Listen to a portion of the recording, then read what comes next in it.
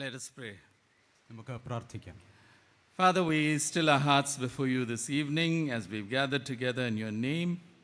ഞങ്ങളുടെ ദൈവമായ കർത്താവേ, ശാന്തതയോടെ നിന്റെ സന്നിധിയിൽ ഞങ്ങളുടെ ഹൃദയങ്ങളെ പകരുന്നു. As we study your word, may your Holy Spirit breathe life into these words.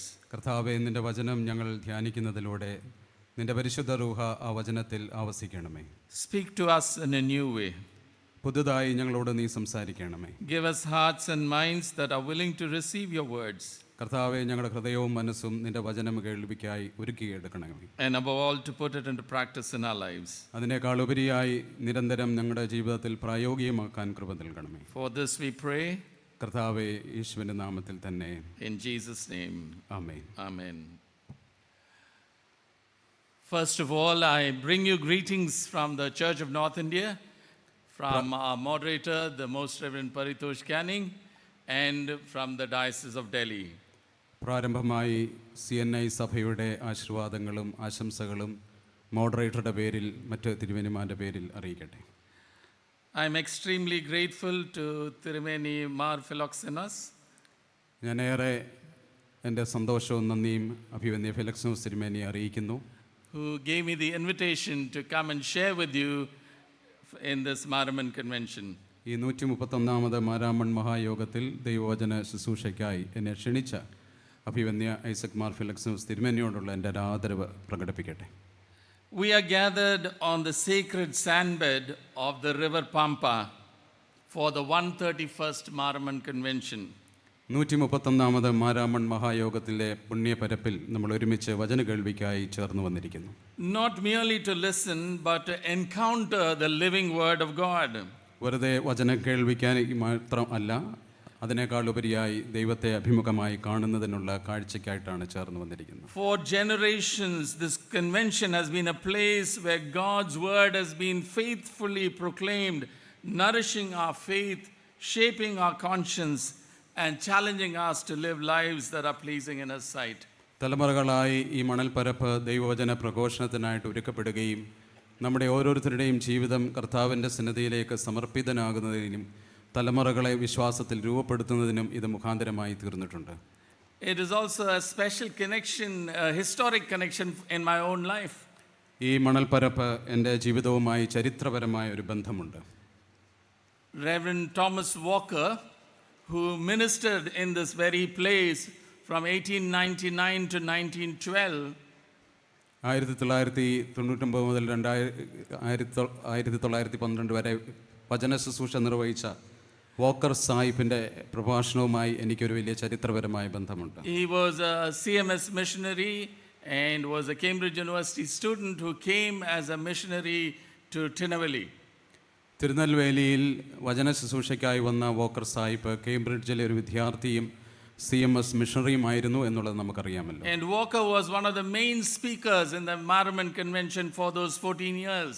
ഈ 14 വർഷത്തിലധികം വോക്കർ സാഹിബ് മാരാമൺ കൺവെൻഷനിലെ ഒരു പ്രധാന പ്രഭാഷകനായിരുന്നു. But Walker was the same person who also was instrumental in converting my grandfather to the Christian faith. ക്രിസ്തീയ വിശ്വാസത്തിലേക്ക് എൻ്റെ വലിയപ്പനെ മാനസാന്തരപ്പെടുത്തിയതിൽ നിർണായകമായ സ്ഥാനം Walker സാഹിബിനുണ്ട്. And therefore my father decided to keep one of my names as Walker. അതുകൊണ്ട് തന്നെ എൻ്റെ പിതാവ് എൻ്റെ പേരിൽ ഒന്ന് വോക്കർ എന്ന് വെക്കുവാൻ തീരുമാനിച്ചു. So it is a full circle for me. അതുകൊണ്ട് തന്നെ ഇതൊരു വലിയ കൂടി വരവ്, ഒരു ചരിത്രപരമായ മുഹൂർത്തം കൂടെയാണ്. So as we begin this first public meeting and challenge, we come with open hearts, praying that God will speak to us afresh and renew our walk with Him. എന്നോടൊപ്പമുള്ള ആദ്യ യോഗത്തിൽ നിങ്ങളെല്ലാവരും ഒരുമിച്ച് ചേർന്ന് വരുമ്പോൾ നമ്മുടെ ഹൃദയവും മനസ്സും ദൈവവചനത്തിൻ്റെ തുറവിക്കായി ഒരുക്കപ്പെടാം. Throughout this week, the various sessions have been prayerfully planned to draw us closer to God and to clarify our calling in today's world. ഈ ഒരാഴ്ച നീണ്ടു നിൽക്കുന്ന മാരാമൺ മഹായോഗം പ്രാർത്ഥനാപൂർവ്വം ക്രമീകരിച്ചിരിക്കുന്നത് നമ്മുടെ ശ്രദ്ധയും നമ്മുടെ ജീവിതവും ദൈവത്തിങ്കിലേക്കും ദൈവവചനത്തിലേക്കും തിരിക്കുന്നതിന് വേണ്ടിയാണ്.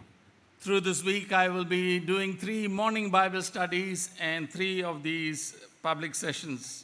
ഈ ഒരാഴ്ച ഉടനീളം 3 വേദപഠനവും 3 പ്രധാന പ്രഭാഷണവുമായിരിക്കും ഞാൻ നിർവഹിക്കുന്നത്. In the morning Bible studies, we will be studying the book of Jonah. വേദപഠനത്തിന് യോന പ്രവാചകന്റെ പുസ്തകം അധികരിച്ചായിരിക്കും പഠനങ്ങൾ നിർവഹിക്കുന്നത്.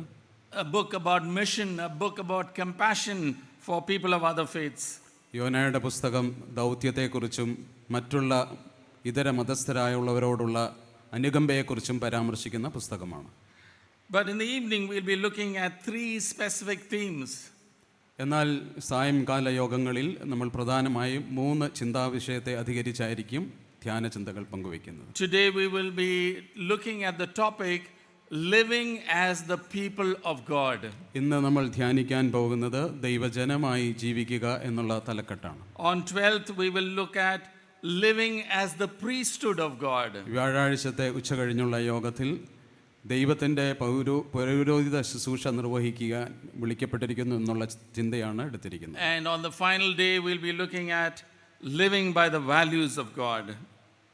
സമാപന സമ്മേളനത്തിൽ ദൈവത്തിൻ്റെ മൂല്യങ്ങൾക്കനുസരിച്ച് എങ്ങനെ ജീവിക്കണം എന്നുള്ള ചിന്തയായിരിക്കും പങ്കുവയ്ക്കുന്നത്. And so may this convention become a time of spiritual renewal for all of us. ഈ കൺവെൻഷൻ അങ്ങനെ നമ്മുടെ ആത്മീയ പുതുക്കത്തിനുള്ള മുഖാന്തരമായി ഭവിക്കട്ടെ. A holy challenge to faithful obedience. വളരെ വിശുദ്ധമായൊരു വിളി, അനുസരണത്തിനായിട്ടുള്ള വിളി കേൾക്കുന്ന സന്ദർഭമാകട്ടെ. To God's call upon our lives. നമ്മുടെ മേലുള്ള ദൈവവിളി നിർണയിക്കുന്ന ഒരു കാലമായിരിക്കട്ടെ. What does it mean to live as the people of God? ദൈവത്തിൻ്റെ ജനമായി ജീവിക്കുക എന്ന് പറഞ്ഞാൽ അതിൻ്റെ അർത്ഥം എന്താണ്? Why are we called to be the people of God? എന്തുകൊണ്ടാണ് നമ്മൾ ദൈവജനമായി വിളിക്കപ്പെട്ടിരിക്കുന്നത്? And in order to understand that, we need to study a little bit about the story of redemption. ഇത് മനസ്സിലാകണമെങ്കിൽ വേദപുസ്തകത്തിൽ നൽകപ്പെട്ട വീണ്ടെടുപ്പിൻ്റെ കഥ നമ്മൾ പഠിക്കേണ്ടതായിട്ടുണ്ട്. If we go back to the creation event, നമ്മൾ സൃഷ്ടിയുടെ ആരംഭം പരിശോധിക്കുമ്പോൾ we see that God created everything good. ദൈവം സൃഷ്ടിച്ചതെല്ലാം നന്മയായി എന്നുള്ളത് നമുക്കറിയാം. In fact, he said, it is good, it is good, it is good, it is very good. ദൈവം പറഞ്ഞു അതെത്രയും നല്ലത്, അതെത്രയും നല്ലത്, എത്രയും നല്ലത്, അതെത്രയും നല്ലത് എന്ന് ഉറപ്പിച്ച് ദൈവം പറഞ്ഞു. Human beings were made in the image of God and likeness of God. ദൈവം തൻ്റെ മനുഷ്യരെ അവൻ്റെ സാദൃശ്യത്തിലും സ്വരൂപത്തിലും സൃഷ്ടിച്ചു എന്ന് രേഖപ്പെടുത്തി. And therefore we are called to reflect God's character in our lives. അതുകൊണ്ട് തന്നെ ദൈവത്തിൻ്റെ പ്രതിച്ഛായ സ്വഭാവം പ്രതിഫലിപ്പിക്കാനായി ദൈവം നമ്മളെ സൃഷ്ടിച്ചിരിക്കുന്നു. In our care for creation and in our care for one another. നമ്മളെ സൃഷ്ടിയെ മുഴുവൻ പരിപാലിക്കുന്നതിനായി ദൈവത്തിൻ്റെ സ്വഭാവം നമ്മളിൽ പ്രതിഫലിപ്പിച്ചിരിക്കുന്നു. This means we were not created merely to survive.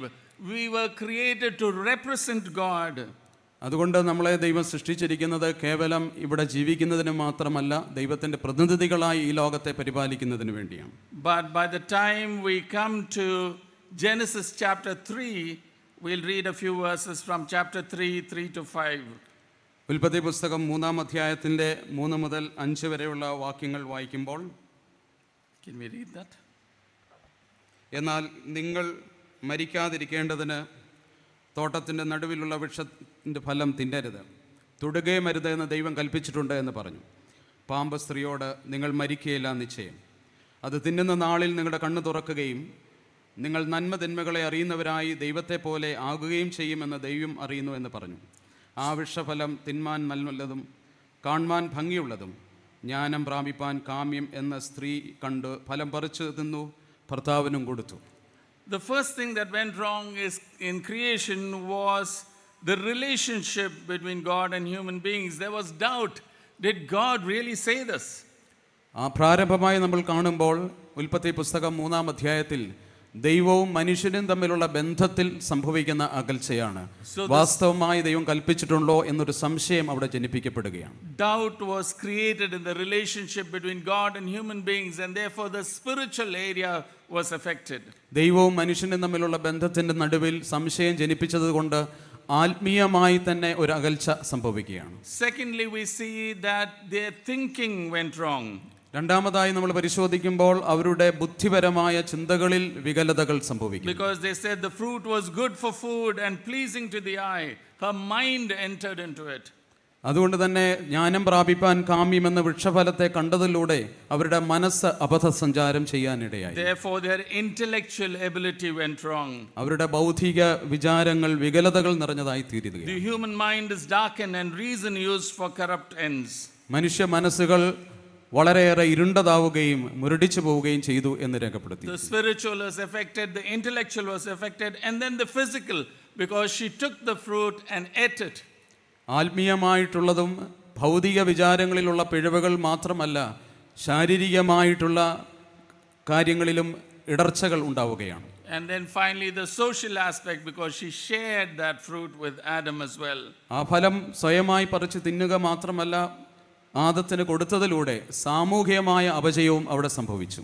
So we see here that sin entered into the human race. നമ്മൾ കാണുന്നു അപ്രകാരം പാപം മനുഷ്യ വംശത്തിൻ്റെ ഉള്ളിലേക്ക് പ്രവേശിക്കുക. The reality is that we live in a fallen world. യാഥാർത്ഥ്യം എന്താണെന്ന് ചോദിച്ചാൽ, വീണ ഒരു ലോകത്തിൽ, പാപമുള്ള ലോകത്തിലാണ് നമ്മൾ ജീവിക്കേണ്ടി വരുന്നത്. It is in the midst of a broken and a fallen world where God takes the first step towards redemption. ഇപ്രകാരം തകർക്കപ്പെട്ട ദുഷ്ടത നിറഞ്ഞതായ ഒരു ലോകത്തിലേക്കാണ് ദൈവം തന്റെ പദ്ധതികൾ ആരംഭിക്കുന്നത്. God calls for one person to model what following him would be.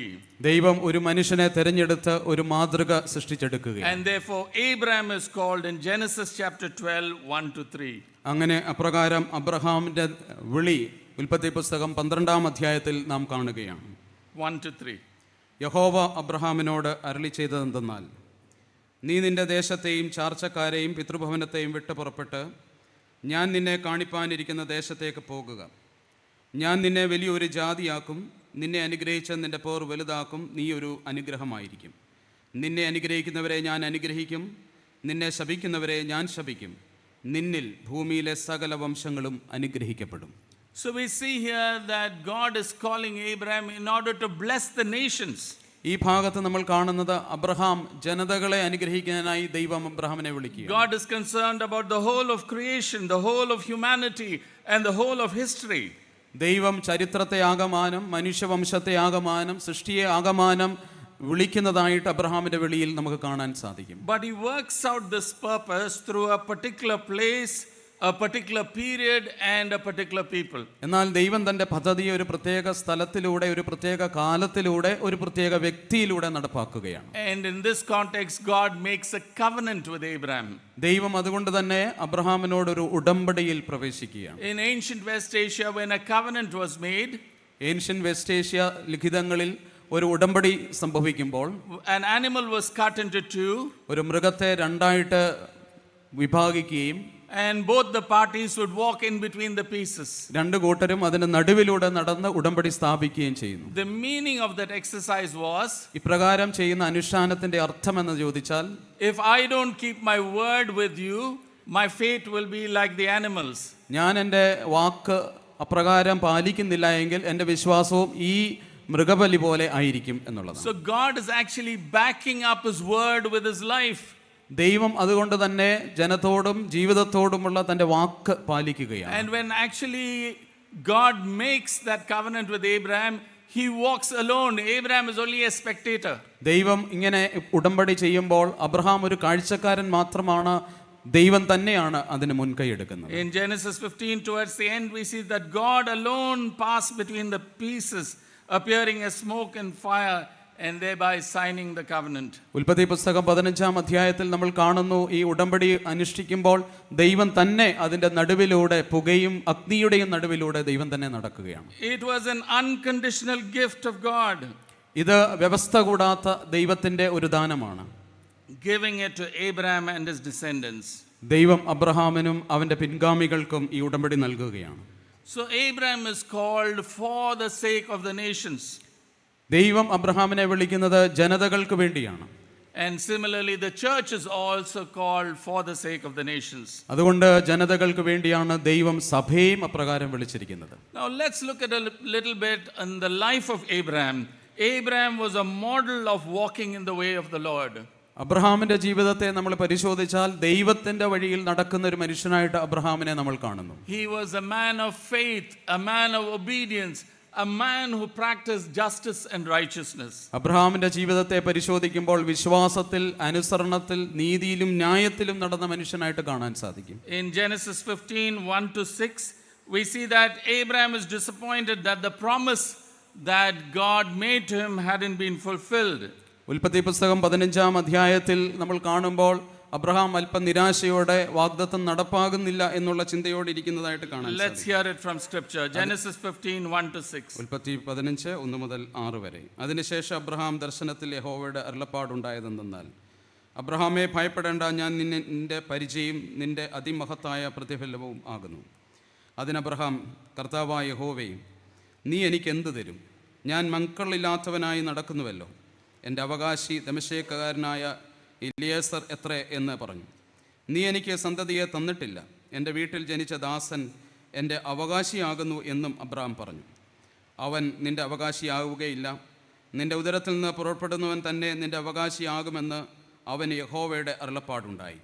പിന്നെ അവനെ പുറത്തു കൊണ്ടുചെന്ന്, നീ ആകാശത്തേക്ക് നോക്കുക, നക്ഷത്രങ്ങളെ എണ്ണുവാൻ കഴിയുമെങ്കിൽ എണ്ണുക എന്ന് കൽപ്പിച്ചു. നിൻ്റെ സന്തതി ഇങ്ങനെയാകും എന്ന് അവനോട് കൽപ്പിച്ചു. അവൻ യഹോവയിൽ വിശ്വസിച്ചു, അത് അവന് നീതിയായി കണക്കിട്ടു. Now you must remember the story of Abraham and Isaac. അബ്രഹാമിൻ്റെയും ഇസഹാക്കിൻ്റെയും ചരിത്രം, കഥ നമുക്കറിയാം. Abraham was promised that he would have a son when he was 75 years old. 75-ാമത്തെ വയസ്സിൽ ഒരു മകനുണ്ടാകുമെന്ന് ദൈവത്തിന്റെ അരുളപ്പാട് അബ്രഹാമിനുണ്ടായി. But nothing has happened for a long, long time. എന്നാൽ ദീർഘകാലമായി ഒന്നും സംഭവിച്ചതായിട്ട് അറിയുന്നില്ല. And that's why Abraham said, you have given me no children, so a servant in my household will be my heir. അതുകൊണ്ട് Abraham പറയുകയാണ്, ഈ ദീർഘകാലം മക്കളില്ലാത്തവനായി ജീവിച്ചതിന്റെ ഫലമായി എൻ്റെ ഭവനത്തിലെ ദാസൻ എൻ്റെ മകനാകട്ടെ എന്നുള്ള ചിന്ത ഉണ്ടാവുകയാണ്. Abraham is almost losing hope, and therefore he tries to substitute somebody else. അബ്രഹാമിന് ദൈവത്തിലുള്ള വിശ്വാസം കൈമോശം വരികയും അതിന് പകരക്കാരനെ കണ്ടെത്താൻ അബ്രഹാം ശ്രമിക്കുകയും ചെയ്യുന്നു. But God takes him outside and said, look up at the sky and count the stars. എന്നാൽ അബ്രഹാമിനെ വിളിച്ചിറക്കി ദൈവം പറയുകയാണ്, ആകാശത്തിലെ നക്ഷത്രങ്ങളെ നോക്കുക, അവ എണ്ണാൻ കഴിയുമെങ്കിൽ എണ്ണുക. If indeed you can count them, അവയെ എണ്ണാൻ കഴിയുമെങ്കിൽ so shall your offspring be. നിന്റെ അനന്തര സന്താനങ്ങൾ ഇപ്രകാരമായിരിക്കും എന്ന് അരുളി ചെയ്തു. Somebody once beautifully said that Abraham carried Isaac in the womb of his faith for 25 long years. ആരോ പറഞ്ഞിട്ടുണ്ട്, അബ്രഹാം വിശ്വാസത്തിന്റെ ഉദരത്തിൽ ഇസഹാക്കിനെ 25 വർഷം ചുമന്നു എന്ന്. Normal pregnancies are 9 months. സാധാരണ പ്രസവകാലം എന്ന് പറയുന്നത്, ഗർഭകാലം എന്ന് പറയുന്നത് 9 മാസമാണല്ലോ. Abraham carried Isaac for 25 long years before that promise was fulfilled. വാഗ്ദത്തം നിറവേറ്റപ്പെടുന്നതിന് മുമ്പ് അബ്രഹാം 25 വർഷം വിശ്വാസത്തിന്റെ ഉദരത്തിൽ ഇസഹാക്കിനെ ചുമന്നുകൊണ്ട് നടന്നു. And therefore verse 6 says, Abraham believed the Lord and he credited it to him as righteousness. ഉൽപ്പത്തി 15:6 പറയുന്നു, അബ്രഹാം ദൈവത്തിൽ വിശ്വസിക്കുകയും അത് അവന് നീതിയായി കണക്കിടുകയും ചെയ്തു. So faith is one of the critical characteristics of Abraham. അബ്രഹാമിന്റെ ജീവിതത്തിൽ ഏറ്റവും നിർണായകമായ സവിശേഷത വിശ്വാസത്തെ സംബന്ധിച്ചാണ്. He stands as a powerful example of trusting God beyond what is seen or immediately fulfilled. പെട്ടെന്ന് നടക്കുന്നതിനേക്കാളും കാണുന്ന കാഴ്ചയെക്കാളും അപ്പുറമായി അബ്രഹാം ദൈവത്തിൽ ആഴത്തിൽ വിശ്വസിക്കുന്നു എന്നുള്ളതാണ്. He believed in God's promise even when circumstances seem to be impossible. തന്റെ സാഹചര്യം അനുകൂലമല്ലാത്തപ്പോഴും അസാധ്യമായിരിക്കുമ്പോഴും ദൈവത്തിൽ അബ്രഹാം വിശ്വസിക്കുകയാണ്. And his faith was expressed not merely in words but in obedience, leaving his homeland, waiting patiently and entrusting his future to God's faithfulness. ദൈവത്തിലുള്ള അബ്രഹാമിന്റെ വിശ്വാസം നമ്മൾ കാണുന്നത്, Abraham നിരന്തരമായി ദൈവത്തിൽ വിശ്വസിക്കുകയും തന്റെ കാലത്തെ അപ്രകാരം രൂപപ്പെടുത്തുവാൻ ശ്രമിക്കുകയും ചെയ്യുന്നു എന്നുള്ളതാണ്. And therefore true faith rests on God's character. യഥാർത്ഥത്തിൽ വിശ്വാസം എന്ന് പറയുന്നത് ദൈവത്തിന്റെ സ്വഭാവത്തിൽ സന്നിവേശിപ്പിക്കപ്പെട്ടിരിക്കുകയാണ്. Abraham was confident that the God who promised him something is able and faithful to do it. ദൈവത്തിൽ അബ്രഹാം വിശ്വസിച്ചതിന്റെ കാരണം എന്താണെന്ന് ചോദിച്ചാൽ, ദൈവം പറഞ്ഞത് അപ്രകാരം ചെയ്യും എന്നുള്ള ഒരു ദൃഢനിശ്ചയം. So faith is trusting God enough to act even when the future is unclear. ഭാവി ഒട്ടും പ്രസക്തമല്ലാതെ ശ്രദ്ധേയമല്ലാതെ ഇരിക്കുമ്പോഴും ദൈവത്തിൽ ആഴത്തിൽ വിശ്വസിച്ച അപ്രകാരം ചെയ്യുക എന്നുള്ളതാണ് അബ്രഹാമിന്റെ സവിശേഷത. And therefore the first challenge that we learn from the life of Abraham to be a blessing to nations, to be living as the people of God, is faith. ദൈവത്തിന്റെ ജനമായി ജീവിക്കുകയും അനേക ജനതകൾക്ക് പ്രകാശമായി തീരുവാൻ അബ്രഹാം ശ്രമിക്കുകയും ചെയ്യുകയാണ്. Secondly, we see Abraham walked in the way of the Lord, obedience, രണ്ടാമത് നമ്മൾ കാണുന്നു അബ്രഹാം ദൈവത്തിന്റെ വഴിയിൽ നടക്കുന്നു. അനുസരണത്തിന്റെ സൂചനയാണ്. Let us read Genesis 18:19. ഉൽപ്പത്തി പുസ്തകം 18-ാം അധ്യായത്തിന്റെ 19-ാമത്തെ വാക്യം വായിക്കാം. യഹോവ അബ്രഹാമിനെ കുറിച്ച് അരുളി ചെയ്തത് അവന് നിവർത്തിച്ചു കൊടുപ്പാൻ തക്കവണ്ണം അബ്രഹാം തൻ്റെ മക്കളോടും തനിക്കുള്ള പിമ്പുള്ള കുടുംബത്തോടും നീതിയും ന്യായവും പ്രവർത്തിച്ചുകൊണ്ട് യഹോവയുടെ വഴിയിൽ നടപ്പാൻ കൽപ്പിക്കേണ്ടതിന് ഞാൻ അവരെ തിരഞ്ഞെടുത്തിരിക്കുന്നു. So we see here first and foremost that God clearly says that I have chosen Abraham. യഥാർത്ഥത്തിൽ ദൈവം അബ്രഹാമിനോട് പറയുന്നത് അബ്രഹാമിനെ ഞാൻ തിരഞ്ഞെടുത്തിരിക്കുന്നു എന്നുള്ളതാണ്. The text clearly shows that the ethical agenda is connected to Abraham's election and God's mission. യഥാർത്ഥത്തിൽ അബ്രഹാമിൻ്റെ ഈ തെരഞ്ഞെടുപ്പിലൂടെ ധാർമ്മികമായ നൈതികമായ അജണ്ട ദൈവം വിശ്വാസത്തിൽ ആയിരിക്കുന്ന അബ്രഹാമിലൂടെ നടപ്പാക്കുക. Abraham and his descendants were to keep the way of the Lord. അബ്രഹാമും പിൻഗാമികളും ദൈവത്തിന്റെ ഈ വചനം മുറുകെ പിടിക്കണം എന്നുള്ളതാണ്. What does this phrase mean, keep the way of the Lord? യഥാർത്ഥത്തിൽ ഇപ്രകാരം ദൈവത്തിന്റെ വഴിയെ മുറുകെ പിടിക്കുക എന്ന് പറഞ്ഞാൽ അർത്ഥം എന്താണ്? Abraham was meant to be a teacher who would teach his descendants to walk in Yahweh's ways. യഥാർത്ഥത്തിൽ അബ്രഹാം ഒരു അധ്യാപകനെ പോലെ തൻ്റെ പിൻഗാമികളെ ദൈവത്തിന്റെ വഴിയിൽ നടക്കുവാൻ പരിശീലിപ്പിക്കുകയാണ്. He was to teach them to walk in justice and righteousness. തൻ്റെ പിൻഗാമികളെ നീതിയിലും ന്യായത്തിലും നടക്കുവാൻ അബ്രഹാം അവരെ പരിശീലിപ്പിക്കുക. As opposed to the ways of the other gods or of other nations or their own way or the way of the sinners. യഥാർത്ഥത്തിൽ ദുഷ്ടന്റെയോ മറ്റ് ജനതകളുടെയോ മറ്റ് ദൈവങ്ങളുടെയോ വഴിയിൽ നടക്കാതെ അധ്യാപകൻ എന്ന നിരന്തരമായി ആ പ്രവൃത്തി ചെയ്തുകൊണ്ട് അബ്രഹാം തൻ്റെ പിൻഗാമികളെ വിശ്വാസത്തിൽ ദൈവത്തിന്റെ വഴിയിൽ നടത്തും. This is particularly in the context of Sodom, which seems to be the model of the way of the world. ഈ ലോകത്തിന്റെ വഴി സോദോമിന്റെ വഴി എന്ന് പറയുന്ന പശ്ചാത്തലത്തിലാണ് ഇപ്രകാരം ഇത് സംഭവിക്കുന്നത്. Walking in the way of the Lord could mean that the people of Israel were to carefully observe the laws of God. യഥാർത്ഥത്തിൽ ദൈവത്തിന്റെ വഴിയിൽ നിരന്തരമായി അനുസരണയോടെ നടക്കുക എന്നുള്ളതാണ് തുടർന്ന് ഇസ്രായേലിന്റെ നിയോഗവും. God was to be their guide and example and they were to follow him. ദൈവം അവരുടെ മാർഗ്ഗദർശിയും യഥാർത്ഥത്തിൽ ദൈവം തന്റെ മാതൃകയുമായി തീരുന്നതായ അബ്രഹാം, അങ്ങനെ ദൈവം അബ്രഹാമിനെ അപ്രകാരമാണ് തിരഞ്ഞെടുത്തത്. It could also mean that they were so closely follow the instructions God had given them to reach their destination. Israel തങ്ങളുടെ ആത്യന്തികമായ ലക്ഷ്യത്തിൽ എത്തിച്ചേരുവാൻ ദൈവം നിരന്തരമായി തന്റെ വഴി അവർക്ക് വെളിപ്പെടുത്തിക്കൊണ്ടിരുന്നു. In this way the key factor is obedience. ഈ അർത്ഥത്തിൽ ഏറ്റവും പ്രധാനപ്പെട്ട വസ്തുത എന്ന് പറയുന്നത് അനുസരണം എന്നുള്ളതാണ്. The laws that were given to the people of Israel reflected the character of God. ദൈവത്തിന്റെ സ്വഭാവത്തെ പ്രതിഫലിപ്പിക്കുന്നതായിരുന്നു ഇസ്രായേലിന് ദൈവം നൽകിയതായ എല്ലാ അരുളപ്പാടുകളും. They were based on his character. അതെല്ലാം തന്നെ ദൈവത്തിന്റെ സ്വഭാവത്തെ ഊന്നി പറയുന്നത്. If they were obedient to the law, then they would be reflecting the character of God. യഥാർത്ഥത്തിൽ ദൈവത്തിന്റെ വഴി അവർ അനുസരിക്കുകയാണെങ്കിൽ തീർച്ചയായിട്ടും ദൈവത്തിന്റെ സ്വഭാവ സവിശേഷതകൾ അവരുടെ ജീവിതത്തിൽ And they would be a blessing to the nations around them. അപ്രകാരം അവർ ജനതകൾക്ക് അനുഗ്രഹമായി തീരും. And Abraham's life is marked by consistent obedience flowing from faith. വിശ്വാസത്തിൽ നിന്ന് ഒഴുകി വരുന്ന സ്ഥായിയായ ഒരു അനുസരണമാണ് അബ്രഹാമിൽ നമ്മൾ കാണുന്നത്. In the first section we saw that he was a man of faith. ആദ്യ ഭാഗത്ത് നമ്മൾ കണ്ടു അബ്രഹാം ഒരു വിശ്വാസത്തിന്റെ മനുഷ്യനായിരുന്നു. Now we see that Abraham was a man of obedience. ഇപ്പോൾ നമ്മൾ കണ്ടു അബ്രഹാം അനുസരണത്തിന്റെ ഒരു ആൾ രൂപമാവുകയാണ്. Scripture repeatedly associates Abraham with obedience using words such as obeyed, listened, kept my charge to describe his response to God. Abraham ദൈവത്തെ അനുസരിച്ചു എന്നതിന്റെ സൂചനയായി വേദപുസ്തകത്തിൽ അവൻ അനുസരിച്ചു, അവൻ കേട്ടു, അവൻ യഹോവയുടെ വഴിയിൽ നടന്നു എന്നുള്ള പദങ്ങൾ ഉപയോഗിച്ചിട്ടുണ്ട്.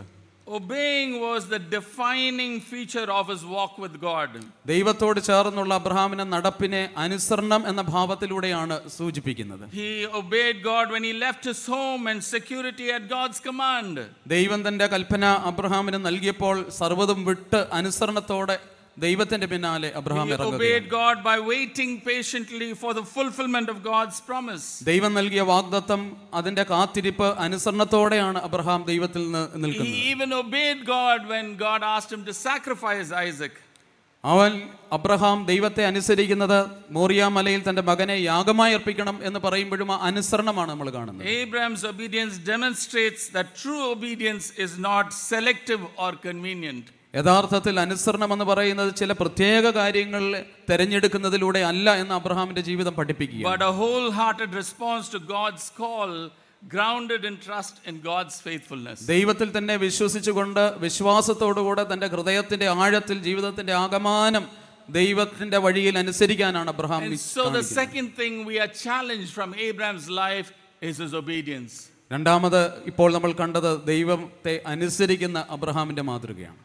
Many a time we all know what is right, we all know what God is telling us to do, but we don't do it. പല പ്രാവശ്യം നമുക്കും അറിയാം ദൈവം നമ്മളിൽ എന്താണ് ആഗ്രഹിക്കുന്നത്, ഏതാണ് ശരിയെന്നുള്ളതും നമുക്കറിയാം. It is not a lack of information or knowledge. അറിവിന്റെ കുറവോ വിവരത്തിന്റെ കുറവോ അല്ല. It is not the lack of willpower. എന്നാൽ ഇച്ഛാശക്തിയുടെ കുറവുമല്ല. But it is our sinful nature within us which stops us from being obedient. എന്നാൽ നമ്മളുടെ ഉള്ളിലുള്ള പാപപ്രകൃതമാണ് ഇപ്രകാരം അനുസരിക്കാതിരിക്കുന്നതിൽ നിന്ന് നമ്മളെ തടസ്സപ്പെടുത്തുന്നത്. And therefore only with the power of the Holy Spirit എന്നാൽ പരിശുദ്ധാത്മാവിന്റെ ശക്തിയിലൂടെ മാത്രമേ that we can be obedient to God's commands. ദൈവത്തിന്റെ അരുളപ്പാടുകൾക്ക് നമുക്ക് അനുസരണമുള്ളവരായി തീരാൻ കഴിയുകയുള്ളൂ. Third thing that we see about Abraham's life, he was a person who was called to walk in the way of the Lord by doing what is just and right. മൂന്നാമത് നമ്മൾ അബ്രഹാമിൽ കാണുന്നത് യഹോവയുടെ വഴിയിൽ നടക്കുന്ന അബ്രഹാം നീതിയും ന്യായവും ചെയ്യുന്ന മനുഷ്യനായിട്ടാണ്. So there are three aspects in Abraham's call. അബ്രഹാമിന്റെ വെളിയിൽ മൂന്ന് പ്രധാനപ്പെട്ട അടിസ്ഥാനങ്ങളുണ്ട്. First is the election. ആദ്യം അബ്രഹാമിനെ വിളിക്കുന്ന ആ വിളിയും തെരഞ്ഞെടുപ്പും. Second is ethics. രണ്ടാമത് അബ്രഹാം പുലർത്തുന്ന ഒരു ധാർമ്മികത. And third is mission. മൂന്നാമത് അബ്രഹാമിലൂടെ നിർവഹിക്കപ്പെടുന്ന ദൗത്യം. So election, ethics and mission always go together. തെരഞ്ഞെടുപ്പും ദൗത്യവും ഇപ്രകാരമുള്ള അനുസരണമെല്ലാം ഒരുമിച്ച് പോകുന്നതാണ്. Sometimes in our own lives we miss out the central part, which is ethics. പലപ്പോഴും നമ്മുടെ ജീവിതത്തിൽ ഏറ്റവും പ്രധാനപ്പെട്ട ഒരു തലം എന്ന് പറയുന്നത് അതിലെ ധാർമ്മികത, നൈതികത നമ്മൾ പലപ്പോഴും ഒഴിവാക്കാറുണ്ട്. We are proud that we are called people. പലപ്പോഴും നമ്മൾ അഹങ്കാരത്തോടെ പറയാറുണ്ട് ദൈവം നമ്മളെ വിളിച്ചു എന്നുള്ളത്. We are happy that we are called to bless the nations. നമുക്ക് വലിയ സന്തോഷമാണ് മറ്റുള്ളവരെ അനുഗ്രഹിക്കാനായി ദൈവം നമ്മളെ വിളിച്ചു എന്നുള്ള അവകാശം. But if we don't practice justice and righteousness or ethics, then our mission will fail. എന്നാൽ നമ്മുടെ ദൗത്യം പരാജയപ്പെടുന്നത് പലപ്പോഴും നീതിയും ന്യായവും ധാർമ്മികതയും ചെയ്യാതെ വരുമ്പോഴാണ്. Abraham's descendants, the Israelite nation, they were chosen to reveal Yahweh by their ethical lifestyle. അബ്രഹാമിന് അനന്തര തലമുറയായിരിക്കുന്ന ഇസ്രായേൽ ധാർമ്മികതയിലൂടെ ലോകത്തിന് അനുഗ്രഹമാകാനാണ് വിളിക്കപ്പെട്ടത്. As God's church, we are also chosen to lead ethical lives so the mission of God will be accomplished. ദൈവം സഭയെ വിളിച്ചിരിക്കുന്നതും ഇപ്രകാരമുള്ള ധാർമ്മിക നിലവാരം പുലർത്തുന്നതിന് വേണ്ടി. In other words, God was saying, I want a people who will walk in my way.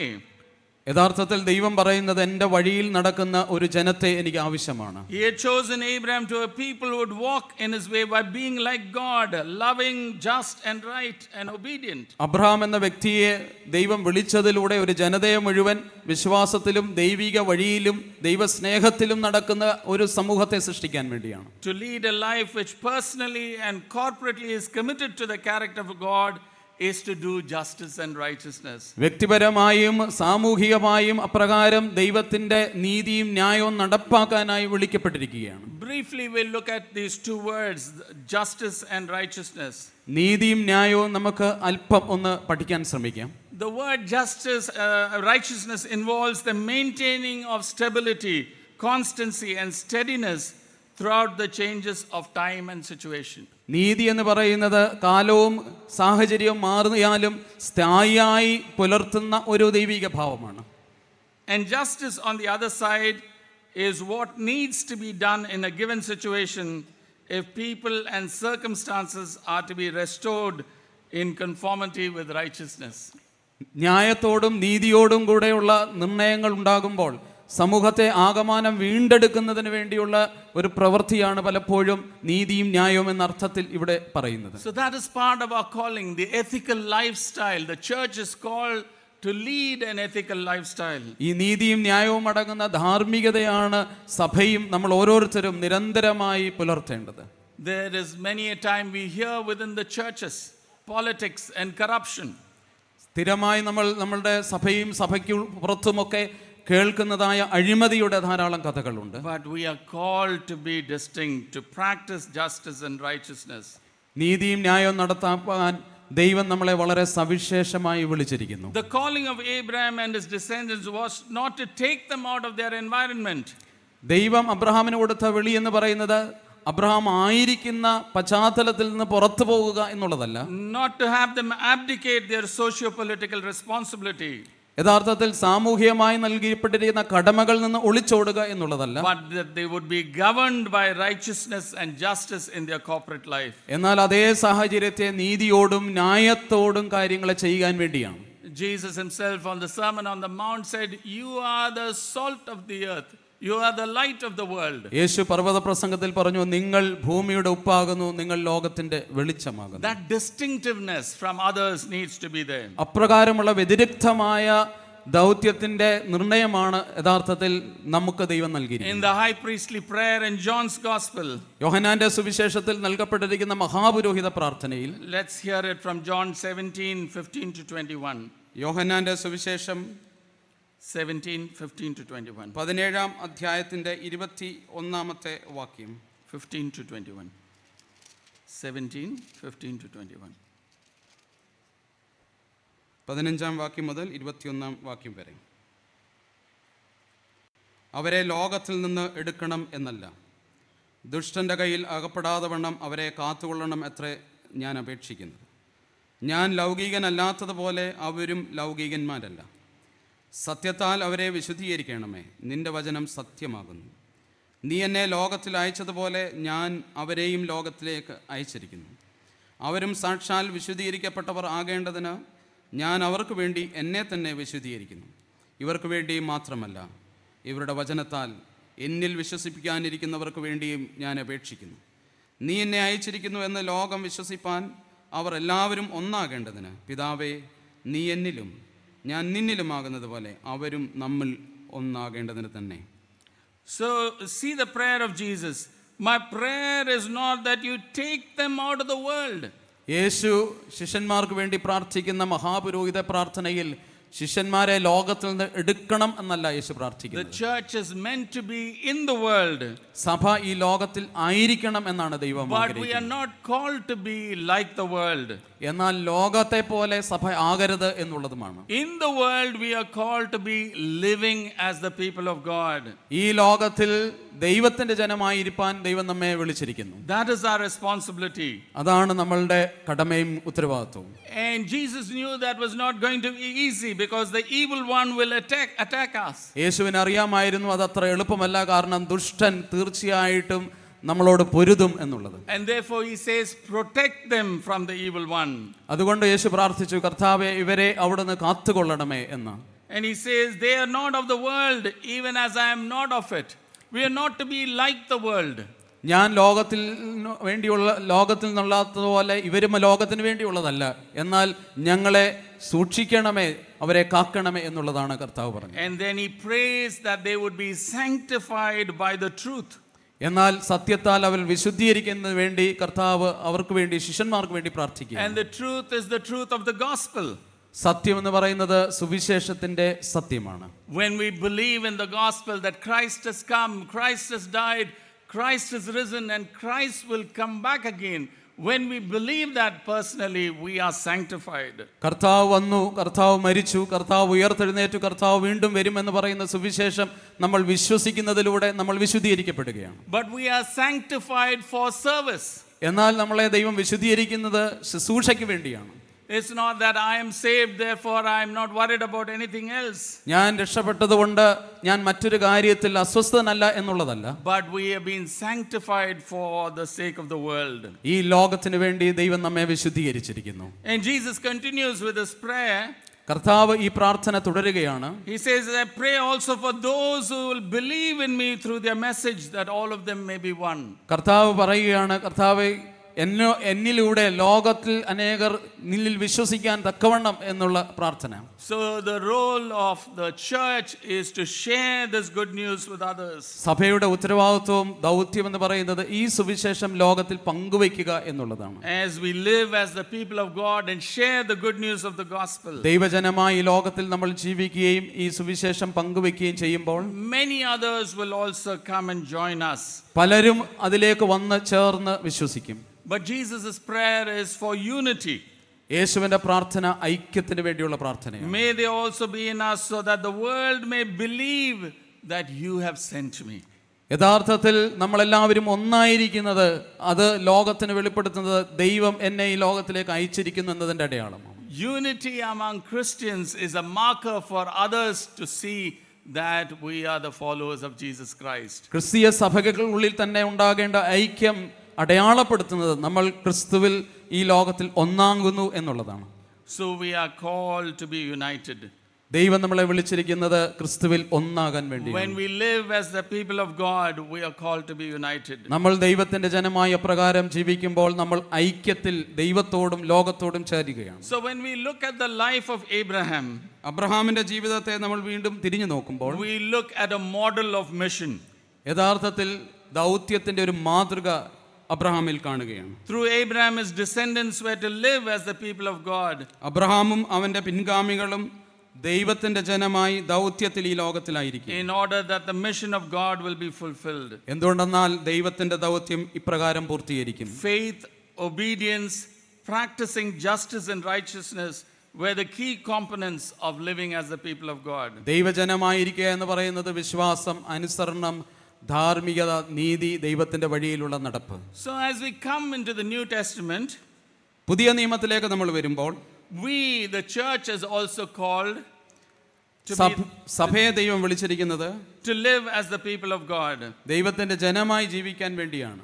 Israel failed to live out as the people of God. പലപ്പോഴും ഇസ്രായേലിന്റെ ചരിത്രം പഠിപ്പിക്കുന്നത് ദൈവജനമായിരിക്കാൻ അവർ പരാജയപ്പെട്ടു എന്നുള്ളതാണ്. In Jesus Christ, God renews and fulfills the promise made to Abraham. യഥാർത്ഥത്തിൽ യേശു കർത്താവിലൂടെ ദൈവം അബ്രഹാമിന് നൽകിയ വാഗ്ദത്തം നിറവേറ്റുകയായിരുന്നു. In Galatians 3:29, Paul says, if you belong to Christ, then you are Abraham's seed and heirs according to the promise. യഥാർത്ഥത്തിൽ ഗലാത്യ ലേഖനം 3-ാം അധ്യായം 26-ാമത്തെ വാക്യത്തിൽ പറയുന്നുണ്ട്, അബ്രഹാമിന്റെ അനന്തര സന്താനങ്ങൾ നമ്മൾ വിശ്വാസത്താൽ അവന്റെ പിന്തുടർച്ചക്കാരാണ് എന്നുള്ളത്. And therefore we go back to Genesis 18:19. I have called him in order that he would teach his descendants to walk in the way of the Lord by doing what is just and right, in order that they may be a blessing to the nations. ഉൽപ്പത്തി പുസ്തകം 18-ാം അധ്യായത്തിന്റെ 19-ാമത്തെ വാക്യം പരിശോധിക്കുമ്പോൾ Abraham അനന്തര സന്താനങ്ങൾ വിശ്വാസത്തിലുള്ള പഠിപ്പിക്കലുകൾ, പരിശീലനങ്ങൾ നൽകുന്നതിലൂടെ ഈ കാലഘട്ടത്തിൽ നമ്മളിലൂടെയും ദൈവം അപ്രകാരം ദൈവത്തിൻ്റെ വിശ്വാസം, ദൈവത്തിലുള്ള അനുസരണം ഇവയൊക്കെ നിറവേറുന്നതായി കാണാൻ സാധിക്കും. Election, ethics and mission are always connected. തെരഞ്ഞെടുപ്പിന്റെ ധാർമ്മികതയും ദൗത്യവും തമ്മിൽ എപ്പോഴും ബന്ധപ്പെട്ട് കിടക്കുന്നു. For the church as well. സഭയ്ക്കും അത് സ്വീകാര്യമായിരിക്കുന്നു. Because we are descendants of Abraham. We are Abraham's seed. കാരണം എന്താണെന്ന് ചോദിച്ചാൽ നമ്മൾ അബ്രഹാമിന്റെ അനന്തര സന്താനങ്ങളാണ്. Through Christ our relationship with God is restored. ക്രിസ്തുവിലൂടെ ദൈവത്തോടുള്ള നമ്മുടെ ബന്ധം പുനഃസ്ഥാപിക്കപ്പെട്ടിരിക്കുകയാണ്. Our identity as God's people is renewed. നമ്മളുടെ അസ്തിത്വം, സ്വത്വം ദൈവത്തിന്റെ ജനമെന്ന നിലയിൽ ക്രിസ്തുവിലൂടെ അവിടുന്ന് പുനഃപ്രതിഷ്ഠിക്കപ്പെട്ടിരിക്കുകയാണ്. And our calling to be a blessing to the world is reaffirmed. ലോകത്തിന് അനുഗ്രഹകരമായി തീരാൻ ദൈവം നമ്മളെ അതിലൂടെ വിളിച്ചിരിക്കുകയാണ്.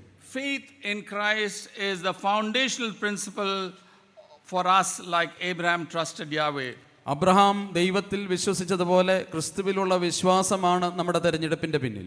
The motivation to be renewed and to get involved in God's mission is not because of the rules that have been given to us. നമുക്ക് നിയമങ്ങൾ നൽകപ്പെട്ടിരിക്കുന്നത് കൊണ്ടല്ല യഥാർത്ഥത്തിൽ ദൈവത്തിന്റെ ദൗത്യത്തിൽ നമ്മൾ അപ്രകാരം പങ്കുചേരുന്നത്. If we are believers in the Lord Jesus Christ, കർത്താവിൽ നമ്മൾ വിശ്വസിക്കുമ്പോൾ then God wants us to be part of this mission. കർത്താവ് ഈ ദൗത്യത്തിന്റെ ഭാഗമാകാൻ നമ്മളെ കൂടെ അവിടുന്ന് നിയോഗിക്കുകയാണ്. Israel failed and hindered God's purposes. Israel പരാജയപ്പെട്ടു, ദൈവത്തിന്റെ ഉദ്ദേശ ലക്ഷ്യങ്ങളെ തടസ്സപ്പെടുത്തി. If we fail to live out an ethical life, we are hindering God's purposes. യഥാർത്ഥത്തിൽ നമ്മളും ധാർമ്മികമായ ഒരു ജീവിതം നിലവാരം പുലർത്താതെ പോകുമ്പോൾ നമ്മളും ദൈവത്തിന്റെ ഇഷ്ടത്തിന് വിഘ്നം സൃഷ്ടിക്കുകയാണ്. We will hinder God's mission. നമ്മൾ ദൈവത്തിന്റെ ദൗത്യത്തെ തടസ്സപ്പെടുത്തുകയാണ്. God says, my mission is related to your ethics. എന്റെ ദൗത്യം നിങ്ങളുടെ ധാർമ്മികതയുമായി ബന്ധപ്പെട്ട് കിടക്കുന്നുവെന്ന് ദൈവം നമ്മളോട് പറയുകയാണ്. And therefore that is the challenge that comes to us afresh this evening. ഈ രാത്രി അതാണ് നമുക്ക് നേരെ വരുന്ന ഏറ്റവും വലിയ വെല്ലുവിളി. Ethical lifestyles, distinct lifestyles. ധാർമ്മിക ജീവിതം, വ്യതിരിക്തമായ വ്യത്യസ്തമായ ഒരു ജീവിത ശൈലി. You know, sometimes we misunderstand the word holy. പലപ്പോഴും നമ്മൾ വിശുദ്ധം എന്ന വാക്കിനെ യഥാർത്ഥത്തിൽ നമ്മൾ സംശയിക്കാറുണ്ട്, അതിന്റെ അർത്ഥം വേണ്ട രീതിയിൽ ഗ്രഹിക്കാറില്ല. We think that holy means keeping a long face and putting our heads down, and that's holiness, or having a halo around our head. സാധാരണ വിശുദ്ധം എന്ന് പറയുന്നത് കൂടുതൽ നേരം പ്രാർത്ഥിക്കുക, കൂടുതൽ ഭയഭക്തിയോടെ കുനിഞ്ഞിരിക്കുക എന്നൊക്കെ ഉള്ള ചിന്തയാണ് നമ്മളെ ഭരിക്കുന്നത്. That is piety. അത് ശരിക്കും ഒരു ഭക്തി മാത്രമാണ്. But holiness means being distinct, being different. വിശുദ്ധി എന്ന് പറയുന്നത് വ്യത്യസ്തമാവുക, വ്യതിരിക്തമായ ഒരു ജീവിതശൈലി പുലർത്തുക എന്നുള്ളത്. We are called to be different from the world. ഈ ലോകത്തിൽ നിന്ന് വ്യത്യസ്തമാകാൻ ദൈവം നമ്മളെ തിരഞ്ഞെടുത്തിരിക്കുകയാണ്. That others may see Christ in us. കാരണം മറ്റുള്ളവർ നമ്മളിൽ ക്രിസ്തുവിനെ കാണാൻ വേണ്ടി. You know, the name Christians came from others who gave to the group of disciples because they saw them reflecting Christ. ക്രിസ്തുവിലുള്ള വിശ്വാസത്തിൽ ജീവിച്ച ജനതയ്ക്ക് മറ്റുള്ള ജനവിഭാഗങ്ങളിൽ നിന്നാണ് ക്രിസ്ത്യാനി എന്ന പേരുണ്ടായത്. What will others call us today? ഇന്ന് മറ്റുള്ളവർ നമ്മളെ എന്ത് വിളിക്കും? Will they see Christ in our lives? നമ്മുടെ ജീവിതത്തിൽ അവർ ക്രിസ്തുവിനെ കണ്ടെത്തുമോ? The church is called to do what is right and just and walk in the way of the Lord. സഭയെ ദൈവം ലോകത്തിലാക്കി വെച്ചിരിക്കുന്നത് ദൈവത്തിന്റെ വഴിയിൽ നടന്ന് നീതിയും ന്യായവും പ്രവർത്തിക്കുന്നതിന് വേണ്ടിയാണ്. This is what God expects of us. നമ്മളിൽ നിന്നും ദൈവം പ്രതീക്ഷിക്കുന്നത് ഇതെല്ലാമാണ്. We were designed to be a people caring and sharing for one another. പരസ്പരം സ്നേഹിക്കുന്നതിനും കരുതുന്നതിനും വേണ്ടി വിഭാവനം ചെയ്യപ്പെട്ടവരാണ് നമ്മൾ But ഓരോരുത്തരും. because of the entry of sin, the self has overcome the need of the neighbor. എന്നാൽ പാപം നമ്മളുടെ ഉള്ളിൽ കടന്നുകൂടിയതോടുകൂടെ നമ്മുടെ അഹംഭാവം അതിനെല്ലാം മറികടന്നു. The rightness that we need to exhibit has been distorted because of sin. യഥാർത്ഥത്തിൽ പാപം നിമിത്തം നമ്മളുടെ ഉള്ളിലുള്ള നേരായ കാര്യങ്ങളെല്ലാം വികലമായി പോയി. And therefore we cannot rectify this with our own strength. എന്നാൽ നമുക്ക് നമ്മളെ തന്നെ നന്നാക്കിയെടുക്കാൻ നമ്മുടെ സ്വന്തം കഴിവ് കൊണ്ട് കഴിയുകയില്ല. The good news is that God has already taken this first step. എന്നാൽ ഏറ്റവും വലിയ സുവാർത്ത എന്താണെന്ന് ചോദിച്ചാൽ ദൈവം തന്റെ പ്രാരംഭ നടപടി എടുത്തു എന്നുള്ളതാണ്. He has rectified this in and through his son Jesus Christ. ദൈവം തന്റെ പുത്രനായ യേശുക്രിസ്തുവിലൂടെ ഇത് തെരഞ്ഞെടുത്തു, നമ്മളെ നന്നാക്കാനുള്ള നടപടികൾ ചെയ്തു എന്നുള്ളതാണ്. Maintaining stability, constancy and steadfastness throughout the changes of time and situation can only be done with the power of the Holy Spirit. പരിശുദ്ധാത്മാവിന്റെ നിറവിലൂടെ മാത്രമേ ഈ വിധത്തിലുള്ള വീണ്ടെടുപ്പ്, സ്ഥായിയായ വീണ്ടെടുപ്പ് നമ്മളിലൂടെ സാധ്യമാവുകയുള്ളൂ. And when we follow this, that election, ethics and mission are directly related. യഥാർത്ഥത്തിൽ തെരഞ്ഞെടുപ്പിന്റെ ധാർമ്മികതയും ദൗത്യവും ഇപ്രകാരം ബന്ധിക്കപ്പെട്ടിരിക്കുന്നു എന്നുള്ളത് നമ്മൾ മനസ്സിലാക്കും. Then we restore the 4 areas in which we had fallen. അങ്ങനെ ആകുമ്പോൾ 4 തലങ്ങളിൽ നമ്മൾക്ക് തിരികെ വരുവാൻ സാധിക്കും. Spiritually we are reconciled to God by faith in Jesus Christ. ആത്മീയമായി നമ്മൾ ദൈവത്തോട് ക്രിസ്തുയേശുവിലൂടെ അനുരഞ്ജനപ്പെടുന്നു. Socially we are formed into a new community of love and justice. സാമൂഹ്യമായും ഒരു സ്നേഹവും നീതിയുമുള്ള ഒരു സമൂഹമായി നമ്മൾ രൂപാന്തരപ്പെടുന്നു. We begin to function as the salt and light of the earth. ഈ ലോകത്തിൽ ഉപ്പും വെളിച്ചവുമായി നമ്മൾ രൂപാന്തരപ്പെടുന്നു. Physically we live with the hope of the bodily resurrection. ഭൗതികമായി കർത്താവിലുള്ള ഉയർത്തെഴുന്നേൽപ്പിൽ നമ്മൾ വിശ്വസിച്ച് ജീവിക്കുന്നു. We know for sure that there is a hope of the resurrection. യഥാർത്ഥത്തിൽ ഉയർത്തെഴുന്നേൽപ്പിലുള്ള ഒരു പ്രത്യാശ ഉണ്ടെന്ന് നമുക്ക് വിശ്വസിക്കാൻ കഴിയും. അത് നമ്മൾ അറിയുന്നുണ്ടല്ലോ. There will be no more sorrow, no more death. അതുകൊണ്ട് ഇനിയും ദുഃഖവും മുറവിളിയും ഒന്നുമില്ല. Our bodies will be saved from the ravages of sin. പാപത്തിന്റെ എല്ലാ കരാള ഹസ്തങ്ങളിൽ നിന്നും നമ്മുടെ ശരീരത്തെ വീണ്ടെടുക്കുകയാണ്. And intellectually our minds are renewed by the work of the Holy Spirit. ഭൗതികമായി നമ്മുടെ മനസ്സിന് ആ രൂപാന്തരം ഉണ്ടാവുകയാണ്.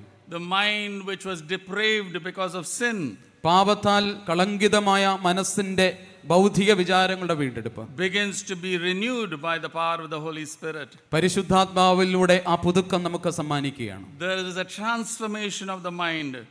മനസ്സിന്റെ ആകമാനം ഒരു മാനസാന്തരം, രൂപാന്തരം. To redeem is to buy back, and to renew is to restore to original goodness.